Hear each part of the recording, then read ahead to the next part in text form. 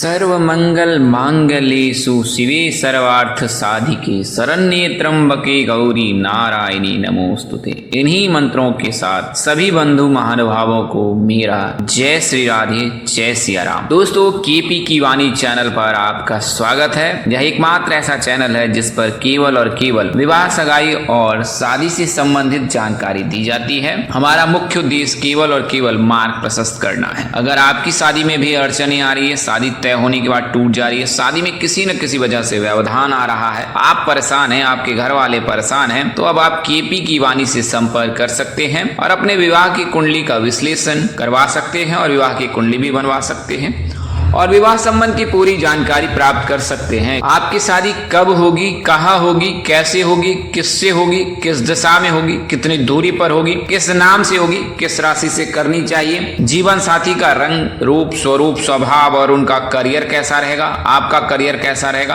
अगर आप love marriage करना चाहते हैं तो माता पिता की सहमति मिलेगी कि नहीं मिलेगी, ससुराल में घर द्वार कैसा रहेगा, सास ससुर का स्वभाव कैसा रहेगा, पति कितना पढ़ा लिखा होगा, पत्नी कितनी पढ़ी लिखी होगी, कितनी संतान होंगी, जीवन साथी का स्वभाव कैसा रह सकता है, इसके अलावा महादशा, अंतरदशा, करियर, कारोबार कैसा रह सकता है, चरित्र कैसा रहता है, ये तमाम तरह की जानकारी अब आप केपी की वाणी से प्राप्त कर सकते हैं और इसके लिए मामले शुल्क ली जाती है, जिसे आप मेहनताना समझ सकते हैं। तो आप संपर्क कर सकते हैं हमारा संपर्क नंबर 8521835670 पर, 8521835670 पर। इस नंबर पर आप संपर्क कर सकते हैं। नंबर स्क्रीन पे भी दिए गए हैं। आइए वीडियो में आगे बढ़ते हैं। तो आज मैं आपको उन भाग्यशाली राशि के जातकों की जानकारी दूंगा जिनके विवाह के योग मई महीने तक हैं और ऐसा साल 2025 के प्रथम माह में सुखों के कारक शुक्रदेव के राशि परिवर्तन से हो रहा है। शुक्रदेव जो है विवाह के कारक माने जाते हैं और शुक्रदेव जो राशि परिवर्तन करते हैं तो जिस राशि में गोचर करते हैं तो उसके लिए तो लाभ प्राप्त करते ही हैं उस राशि के जातक। इसके अलावा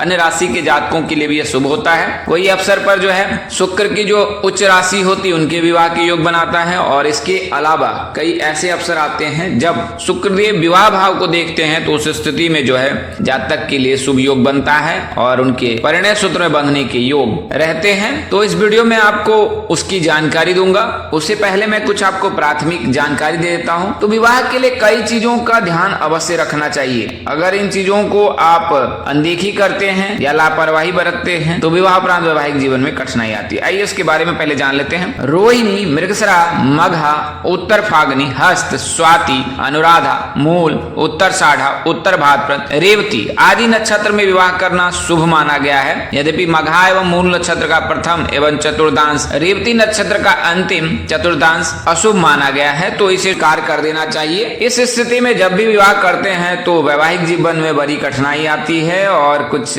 अप्राकृतिक घटनाओं का भी खतरा रहता है। तो आप योग्य पंडित से अवश्य इसकी सलाह लें। उत्तर फागनी नक्षत्र में भी विवाह करने से जो है वैवाहिक जीवन में कठिनाई आती है, ऐसा कई ज्योतिष कहते हैं। इसकी उपमा देते हैं कि भगवान राम एवं माता सीता का जब विवाह हुआ था तो उत्तर फागनी नक्षत्र में हुआ था। इसके चलते उनके वैवाहिक जीवन में अनेक प्रकार के संकटें आई थी तो उत्तर फागनी नक्षत्र का भी परित्याग कर देना चाहिए। अब निम्नलिखित योग जो है अशुभ माने जाते हैं, इसका भी ध्यान रखिए। विष्कभ, अतिगंड, शूल, गण, व्याघात, वज्र, व्यतिपात, परिघ, वैधृति, ये सारे नक्षत्र में विवाह नहीं करना चाहिए। इन योग में विवाह नहीं करना चाहिए। अगर इन योग में विवाह करते हैं तो वैवाहिक जीवन में बड़ी कठिनाई आती है और इसके लिए आप योग्य पंडित व ज्योतिष से अवश्य ही संपर्क कर सकते हैं। इन अगर योगों को हटा दिया जाए तो बाकी योग में आप विवाह कर सकते हैं और उस दौरान आप परिणय सूत्र में बन सकते हैं। अब बात करते हैं कि सूर्य किस राशि में गोचर करनी चाहिए, रहनी चाहिए, सूर्य का किस राशि में रहना चाहिए। तो मेष, वृषभ, मिथुन, वृश्चिक,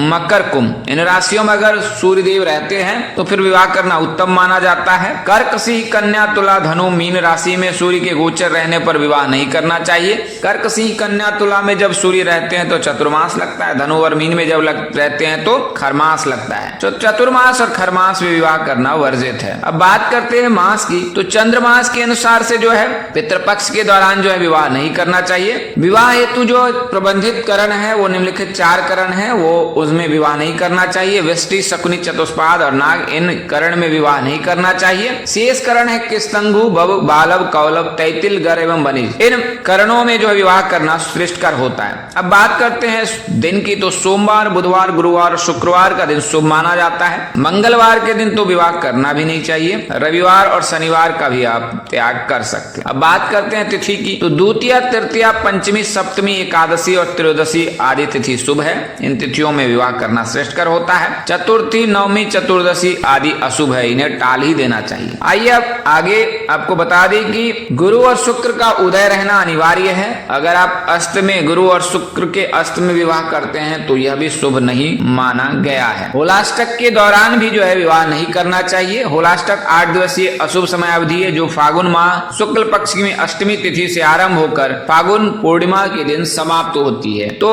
होलाष्टक में भी विवाह नहीं करना चाहिए। तो यह तो कुछ प्राथमिक जानकारी थी जिनका आपको ध्यान रखना है। अगर आप इन चीजों का ध्यान रखते हैं तो आपको अवश्य ही लाभ प्राप्त होगा, वैवाहिक जीवन आपका सुखमय रहेगा। बात करते हैं शुक्र की, जो शुक्र जो है इस वर्ष 29 जनवरी को गोचर करेंगे मीन राशि में और 30 मई तक मीन राशि में रहेंगे और इसके अगले दिन जो है शुक्र जो है वो मेष राशि में गोचर करेंगे। तो इस दौरान जो है कई राशि के जातकों के लिए वो विवाह के योग बनाएंगे शुक्रदेव के गोचर से। और शुक्रदेव मीन राशि में ही उच्च के होते हैं, तो मीन राशि के जातक के लिए तो शुभ योग है कि मीन राशि में ही गोचर करेंगे और मीन राशि में उच्च के होते हैं। और शुक्रदेव जब मीन राशि में गोचर करेंगे तो उस दौरान जिन नक्षत्रों में गोचर करेंगे उनकी राशि भी मीन होती है।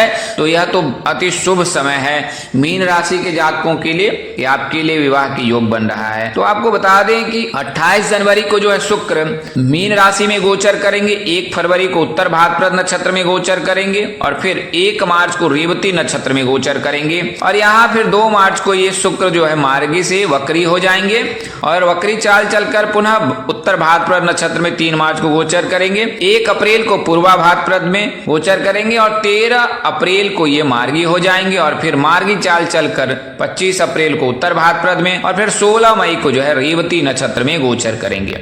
और इसी दौरान शुक्रदेव आगे बढ़कर 31 मई को जो है वो गोचर कर जाएंगे मेष राशि में। तो शुक्रदेव के कुछ इस प्रकार से जो है गति चक्र से जो है कई राशि के जातकों को लाभ मिलेगा और कई राशि के जातकों के विवाह के योग बनेगा, उसकी जानकारी मैं आपको देता हूं। तो सर्वप्रथम मैंने आपको बताया है कि मीन राशि के जातक के लिए शुभ योग है, शुभ समय है और इस दौरान मीन राशि के जातक परिणय सूत्र में बन सकते हैं। रिश्ते की बातचीत अगर चल रही है, रिश्ता नहीं आ रहा है तो रिश्ते आएंगे भी, अगर बातचीत चल रही है तो रिश्ता तय भी होगा।